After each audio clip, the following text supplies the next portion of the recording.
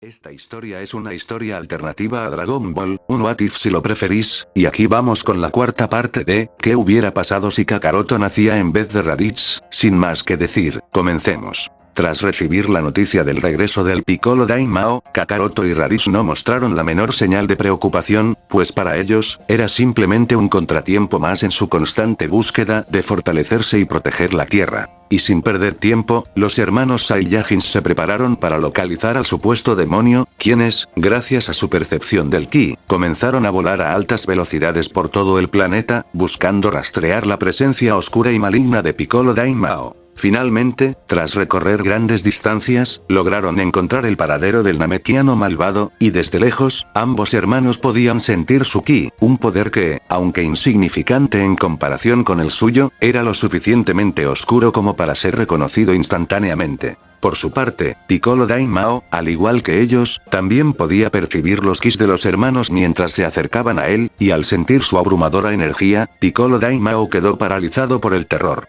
Temblando, maldijo en voz alta su mala fortuna, su desesperación creció al recordar que aún no había conseguido ninguna Dragon Ball para desear la juventud eterna, lo cual podría haberle dado una mínima esperanza de sobrevivir, pues Piccolo estaba seguro de que jamás había sentido un poder tan inmenso y superior al suyo. Cuando los hermanos finalmente lo confrontaron, Kakaroto, con un tono de confianza y arrogancia, le aseguró que su búsqueda de las Dragon Balls era completamente inútil, afirmándole que nunca las encontrará, pues ellos las tenían reunidas desde hacía tiempo en un solo lugar al que jamás le dejarán llegar. Piccolo, aún temblando, intentó ocultar su miedo con palabras altivas, pero era evidente que no tenía forma de enfrentarse a los Saiyajins. Sin embargo, Kakaroto sabía que no podía simplemente acabar con Piccolo Daimao, pues eliminarlo también significaría la muerte de Kamisama y, con ello, la desaparición de las Dragon Balls. Ante esta situación, Kakaroto recordó una solución que su antiguo maestro, el maestro Roshi, le había enseñado años atrás, el Mafuba. Consciente de los riesgos de utilizar esa técnica, Kakaroto se había preparado con antelación, sacó de su bolsillo un pequeño jarrón con un sello especial, diseñado específicamente para este propósito, y con la mirada fijada en Piccolo, Kakaroto se posicionó, concentrando todo su ki en la ejecución de la técnica. A pesar de que su forma de Super Saiyajin lo hacía extremadamente poderoso, sabía que el Mafuba exigía una gran cantidad de energía y podía ponerlo en peligro, pero con una precisión impecable y una fuerza de voluntad inquebrantable, Kakaroto lanzó el Mafuba. El torbellino de energía envolvió al demonio, atrapándolo sin que éste pudiera resistirse, y Piccolo Daimao gritaba de furia y miedo mientras era arrastrado hacia el interior del jarrón, hasta que finalmente, con un movimiento firme, Kakaroto colocó el sello sobre la tapa, completando el proceso y asegurando que el rey demonio falso quedara sellado para siempre. El esfuerzo, sin embargo, no fue menor, pues Kakaroto cayó de rodillas, jadeando por el agotamiento extremo, mientras su cuerpo, incapaz de sostener la forma de Super Saiyajin, volvía a su estado base.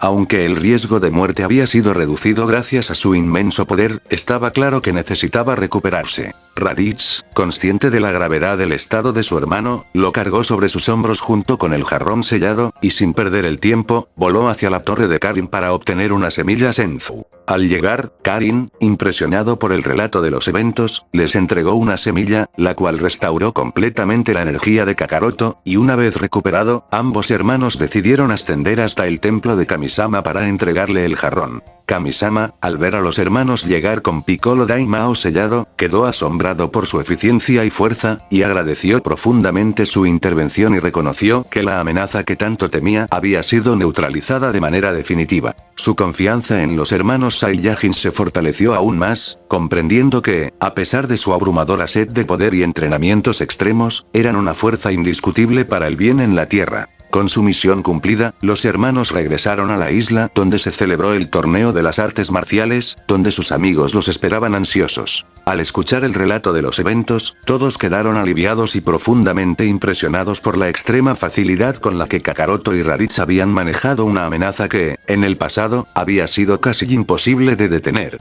Gohan y Roshi, especialmente, expresaron su gratitud hacia los hermanos, mientras que Bulma, con su habitual confianza, simplemente sonrió, recordándoles a todos lo afortunados que eran de tener a los Saiyajins como protectores, y no como enemigos. Y así, con la paz nuevamente asegurada, los hermanos retomaron sus entrenamientos, sabiendo que su verdadera misión aún estaba lejos de concluir, pues Freezer seguía siendo su objetivo final, y cada día de entrenamiento los acercaba más a estar listos para enfrentarlo, sin darse cuenta, de que en realidad, ya lo habían superado desde hacía mucho tiempo. Tras la derrota definitiva de Piccolo Daimao, la Tierra disfrutó de un largo período de paz. Durante ese tiempo, Kakaroto y Raditz dedicaron cada día a entrenar, perfeccionando sus habilidades y explorando los límites de su potencial Saiyajin, y sin la necesidad de participar en los torneos de artes marciales, su enfoque estaba completamente en su crecimiento como guerreros. Al mismo tiempo, cada uno continuó desarrollando su relación personal. Kakaroto y Bulma consolidaron su vínculo, mientras que Raditz y Chi-Chi, con una relación tan explosiva como apasionada, encontraron un equilibrio que, aunque poco convencional, era sorprendentemente estable. Con los años, ambos hermanos terminaron por oficializar sus relaciones. Kakaroto y Bulma, siendo más maduros en esta línea temporal, tuvieron un hijo mucho antes que en la historia original, y por sugerencia de Kakaroto, su hijo recibió un nombre tradicional Saiyajin, aunque por simplicidad, lo seguiremos llamando Gohan. Por su parte, Raditz y Chi-Chi también tuvieron un hijo, al que Chi-Chi insistió en llamar Einstein, con la esperanza de que se convirtiera en un gran científico. Aunque Raditz estaba en desacuerdo con limitar a su hijo solo al ámbito intelectual, ambos lograron llegar a un compromiso, integrando tanto el rigor del entrenamiento como la curiosidad intelectual en la crianza de Einstein. Los años continuaron pasando, con Kakaroto y Raditz entrenando sin descanso, siempre con la venganza contra Freezer como su objetivo final. Gracias a los conocimientos proporcionados por Shenlong años atrás, ambos lograron dominar por completo la forma de Super Saiyajin, y finalmente alcanzar el Super Saiyajin 2, sin embargo, avanzar hacia el Super Saiyajin 3 parecía ser un desafío considerablemente mayor, exigiendo un nivel de esfuerzo y concentración mucho más elevado que las transformaciones previas. Para el momento que correspondería al inicio de Dragon Ball Z en la historia original, los dos hermanos eran ahora adultos completamente desarrollados, con familias establecidas y un poder tan abrumador que ningún enemigo en la Tierra podía siquiera soñar con igualar. Sin importar cuán fuerte fuera Freezer, Kakaroto y Raditz sabían que juntos podían derrotarlo con facilidad, y cansados de esperar por más de 2 décadas, decidieron que era hora de actuar. Kakaroto pidió a Bulma que construyera una nave espacial gigante, basada en el diseño de la cápsula Saiyajin en la que él y Raditz llegaron a la Tierra. Su plan era claro: viajar al espacio, confrontar a Freezer, vengar a su raza y liberar a los sectores del universo que estaban bajo su control tiránico. Para los hermanos, esto no solo era una cuestión de honor, sino también un favor al universo mismo. Sin embargo, tanto Bulma como Chi-Chi se opusieron firmemente a la idea. Ambas estaban en desacuerdo con dejar a sus maridos marcharse al espacio por un tiempo indefinido, exponiéndose a peligros desconocidos mientras ellas quedaban solas cuidando de sus hijos. Bulma, en particular, intentó razonar con Kakaroto, recordándole todo lo que habían construido juntos en la Tierra y preguntándole si realmente valía la pena arriesgarlo todo por una sed de venganza. Aunque Kakaroto, por su orgullo Saiyajin, estaba convencido de que sí valía la pena, su humanidad, desarrollada a lo largo de los años, lo llevó a ceder, y decidió quedarse y posponer su misión, priorizando la felicidad de su familia. Raditz, aunque perfectamente capaz de enfrentar a Freezer por su cuenta, nunca iría sin su hermano, así que, aunque frustrado, aceptó retrasar la misión igualmente. Durante unos meses, las cosas volvieron a la normalidad, pero esa tranquilidad no duraría mucho.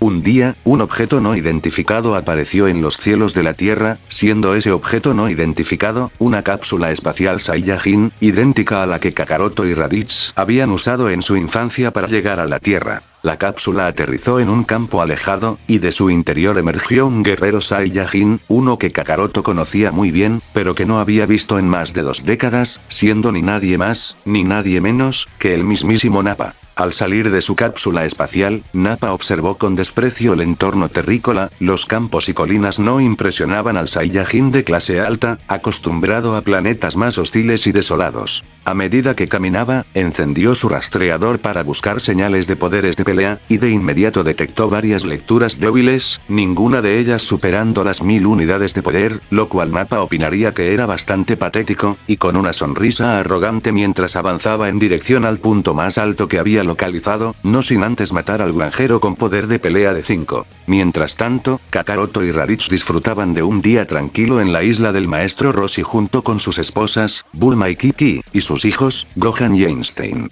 La reunión estaba llena de risas y conversaciones sobre la vida, los entrenamientos y los sueños futuros, cuando de repente, ambos hermanos sintieron una presencia desconocida acercándose rápidamente. Los dos intercambiaron miradas, sus expresiones endureciéndose al instante, con Raditz preguntando a su hermano si podía sentir ese ki, aunque ya conocía la respuesta. Kakaroto asintió, sin embargo, su ki no era ni de chiste tan grande como los de ellos, pero sin duda no era un ki amigable. Minutos después, la figura de Nappa aterrizó frente a ellos con una sonrisa despiadada, no pudiendo creer que Kakaroto hubiese sobrevivido tanto tiempo siendo tan debilucho. Kakaroto no podía creer lo que veía, después de más de 2 décadas, se encontraba cara a cara con una figura del pasado que había creído dejar atrás para siempre. Nappa seguía siendo tan imponente como lo recordaba, y su actitud arrogante y despectiva tampoco había cambiado. Nappa reía con desprecio, llevaban años buscándolo, Vegeta y él sabían que ese había desertado, pero recién lograron localizarlo hace poco gracias a la señal de su cápsula, con Nappa suponiendo sarcásticamente de que tuvo la brillante idea de activarla nuevamente. Los hermanos intercambiaron una mirada rápida, entendiendo lo que había sucedido. Tenía que haber sido cuando Bulma revisó la cápsula, murmuró Raditz, con los dos hermanos maldiciendo su descuido a ambos. Nappa continuó, su tono volviéndose más irritado, pues sin ellos, ese tuvo que hacer todo el trabajo sucio en las misiones para Freezer. Debido a ello, su poder había aumentado, al estar constantemente expuesto a los peligros más extremos en las misiones, pero ese ya estaba harto de cargar con ese peso. A raíz de sus quejas al mismísimo príncipe, Vegeta sugirió ir a buscarlos.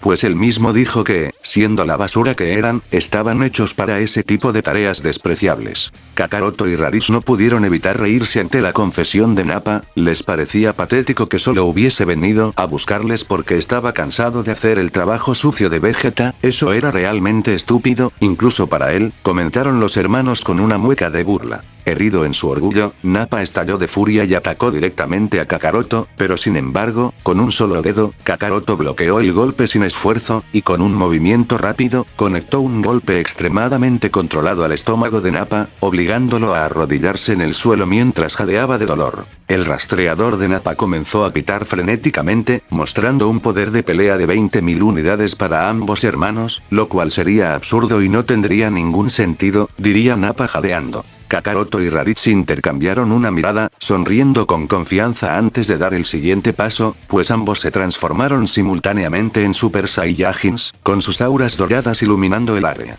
La luz cegadora y el poder abrumador dejaron a Nappa sin palabras. Kakaroto le preguntaría a Nappa de si ese ahora entendía con una voz profunda e intimidante, pues Kakaroto le aseguraría de que ya no eran los Saiyajins débiles que conoció, ahora, eran los hermanos Super Saiyajins de la leyenda. Nappa estaba paralizado por el miedo y la incredulidad, seguía sin poder creer que esto estaba pasando de verdad. Kakaroto se acercó a Nappa con una mirada seria, diciéndole que le dará una última oportunidad, simplemente, ese tenía que llevarlos ante Freezer para matarlo, y posteriormente, Vegeta y él los dejarían en paz y no volverían a la Tierra nunca jamás, ese era el trato. Antes de que Nappa pudiera responder, una voz se escuchó a través de su rastreador. Esa voz, era la de Vegeta, con ese ordenándole a Nappa de que aceptara el trato de Kakaroto, pues ese había estado escuchando la conversación desde el principio. Aunque odiaba admitirlo, la perspectiva de dos Super Saiyajins de su lado era demasiado tentadora para ignorarla, incluso si eso significaba tragar su orgullo.